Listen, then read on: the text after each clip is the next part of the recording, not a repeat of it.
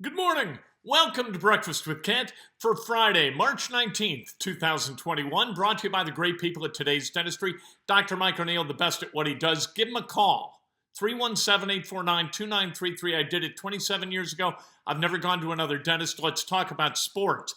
Brad Stevens, is he coming to Indiana? I'll tell you why he should. Friends and family are really important to him. The Hoosier way of life is really important. Boston is not conducive to that. They don't buy into that. If you're not from Boston, you are an outsider and you are never getting on the inside. And that is the reality for Brad Stevens, whether he's the coach of the Celtics or not. That is the Boston kind of providence.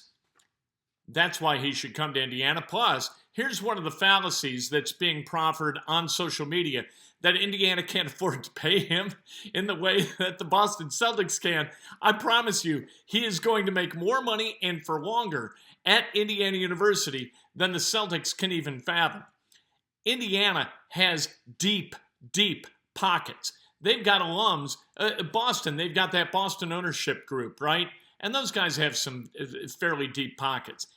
In Bloomington, you have billionaire after billionaire after billionaire graduates of the Kelley School of Business who are willing to open their dusty checkbooks and take a tax deduction for helping fund the success that would come to Indiana University basketball because Brad shows up there. There are a lot of rumors. I don't deal in rumors. We don't talk rumors. I'm happy, those of you who have shared rumors with me, that's very, very nice. By the way, if you like this, subscribe to it, like it, ring the bell. I appreciate it. Very nice of you to do. Is Brad Stevens coming to Indiana? I don't know. I would assess the odds of him coming to Indiana at somewhere around 30-35%. I still think it's really hard to get a guy to move from where he's at to where he's going to go. The decision to move, it's inconvenient to move, and that inconvenience takes a toll. Now, Brad Stevens, he's got a couple of kids. Would you rather raise your kids in Indiana or in Boston? That's an important consideration. And I'm not going to say either is better, but if you come to Indiana, you got a chance to raise some nice kids.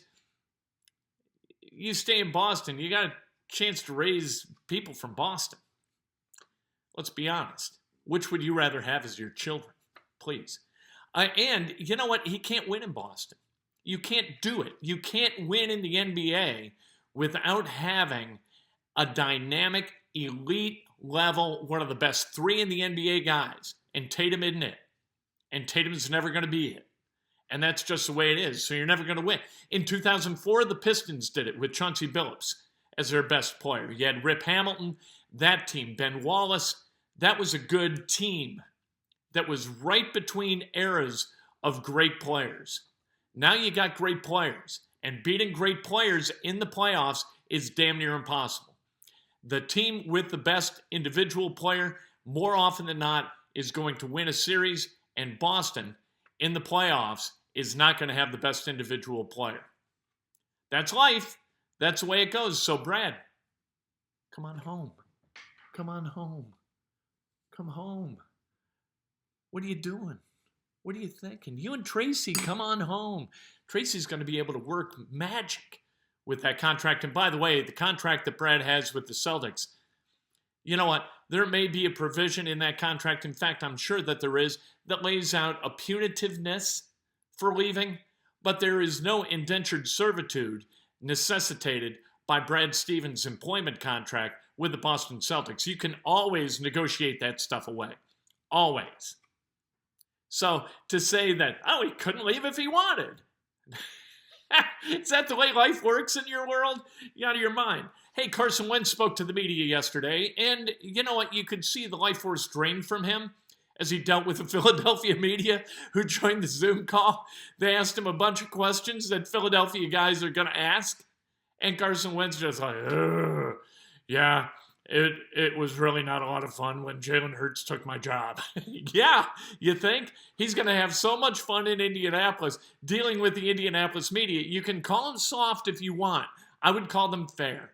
I think they're smart. I think they're fair. The guys in the Colts media room, that's what they do. They're not going to, try to embarrass you. They're not going to try to play gotcha. This is a much better place to focus on playing football. You can be famous here and not get bothered for being famous. You can get paid famous guy dollars and not get bothered with your fame. And that's the thing. People keep saying, oh, Brad Stevens, right? Not to go back to Brad, but if he goes to Bloomington, he's going to be in a fishbowl. No, that's not the way it works. You just go to work in Indiana and you're fine. People aren't going to bother you. It's going to be okay.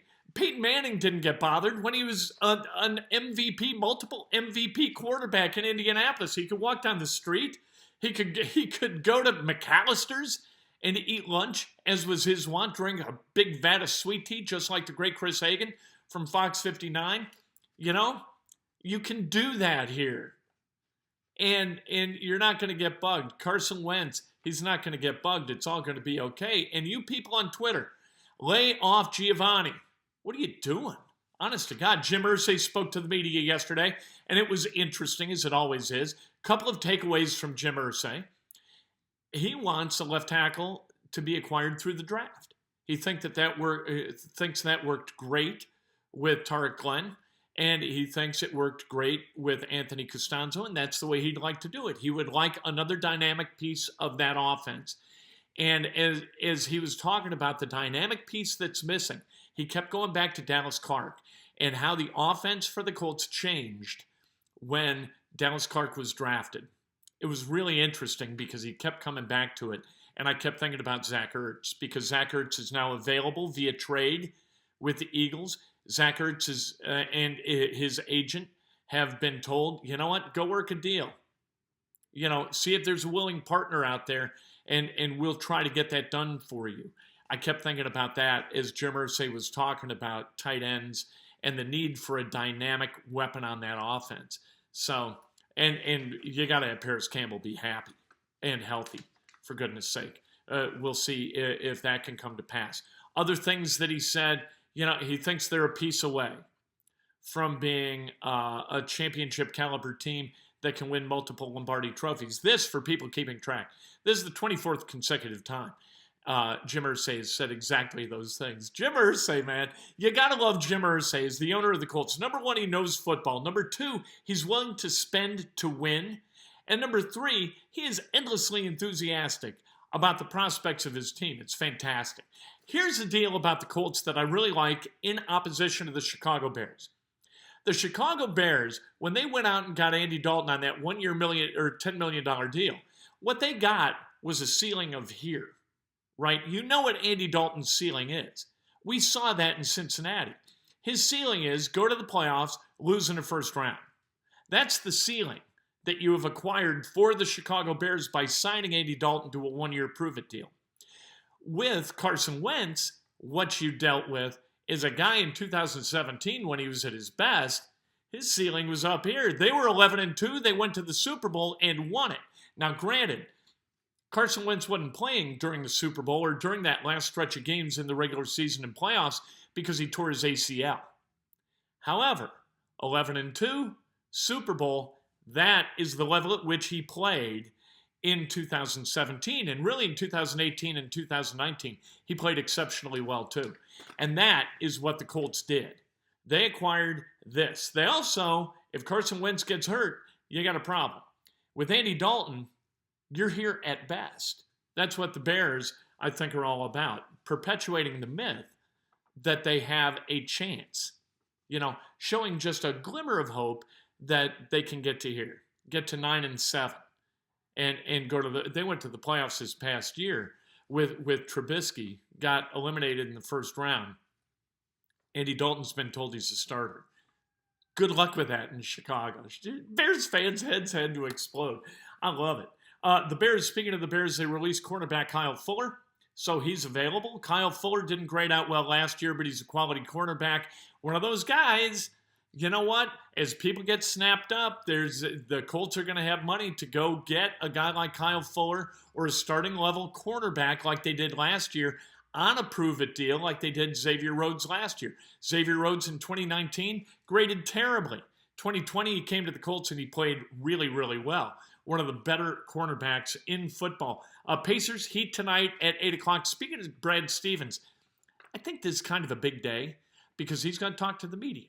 And he's going to get asked about that IU job again, and we're going to see what his response is. He may say, I am staying here, and that's it. I don't want to hear another word about it. And Indiana fans are going to go, wah, wah, or you're going to hear something else. We're going to find out today as Brad Stevens conducts his media availability on a game day. So that's going to be interesting. Pacers Heat tonight, 8 o'clock in Miami, because around here, it's NCAA tournament time, baby. And here's the deal with my bracket. And I've filled out like 80 brackets in different bracket challenges, every single one of them. I try to take a fresh look and pick who I think is going to win each game, each of these however many games, not the play-in games. I don't care about the play-in games. By the way, Sparty lost last night. Izzo kind of grabbed a kid. That doesn't bother me at all. Don't worry about that. I got Texas winning in every damn bracket. If Texas wins, I'm going to win a lot of money.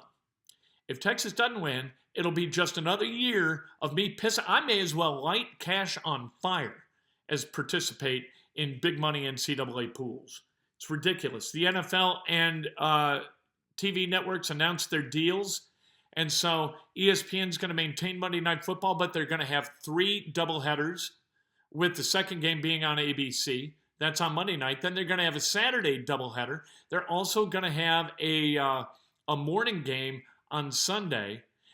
Then you're going to have CBS and Fox. They do Sunday during the day. Sunday Night Football is still going to be NBC. Thursday night is going. Some select games are going to be on the NFL Network, but all of the games are going to be on Amazon Prime. That's interesting, and that's the way this thing's going to go. Eventually, you're going to cut out the middleman, the cable providers, and you're going to go straight to the source. And so, with ESPN Plus or the Disney kind of bundle, you've got Paramount, all of those things. This is where we're headed. This is where, because what do I need Comcast for, right? I need Comcast. I can just get apps, watch all the stuff I need. I don't need the middleman. So why pay the middleman? Why have Comcast pay me less than I would get otherwise if I'm Disney, for ESPN and whatever. That's the way it's going to continue to evolve, and that's really interesting. Let's celebrate some birthdays, shall we? On this, it's a sunny Friday in central Indiana for the NCAA tournament. It's a little nipply out. We got highs that aren't going to hit 50 today. We're going to get into the upper 50s tomorrow, 60s on Sunday. When national events like the NCAA tournament or the Super Bowl or whatever come to Indy, the weather guaranteed to be stellar. That's just the way it is. That's the way we roll. Good people for events, good weather for events. I've proven that many times scientifically. Rihanna Bechtold celebrating a birthday today. Dave Griffiths from Fox 59 and CBS 4, happy birthday. Scott Kadinger, happy birthday. Justin Campanga, happy birthday. Al Vogel, the great Tommy Mackler. Tommy Mackler and I, this is true. What a distinction this is. Tommy and I, in the same Little League game as 9-year-olds, completed unassisted triple plays for the same team. I guarantee you that has never happened in the history of youth baseball or baseball at any level. Same game, unassisted triple plays. Outrageous. That's how good we were. We went 1-8-1 that year. 1-8-1. Because my dad, who was the coach, he didn't give a damn less about winning. He just did not care. God bless him. We miss him. Zachariah Williams, happy birthday. Sergei Cotton, Jim Hess, Carl Bazilauskas, happy birthday. Patrick O'Connell, and Sean Moore, happy birthday. If today's your birthday, you celebrate like hell. If it's not your birthday, you celebrate somebody else. That's best done with an honest and specific compliment. Subscribe, like, ring the bell, do all that stuff. Join me here later today. Maybe we learned something, maybe we don't, about this whole Brad Stevens thing. I cannot believe it's only been 4 days since Archie Miller got fired. I can't believe it. Seems like much longer. The thing is that Brad is going to have to put away all that green stuff and start rocking swag from this place. Going to have to clean out his closets is what he's going to have to do. We'll talk about that later today.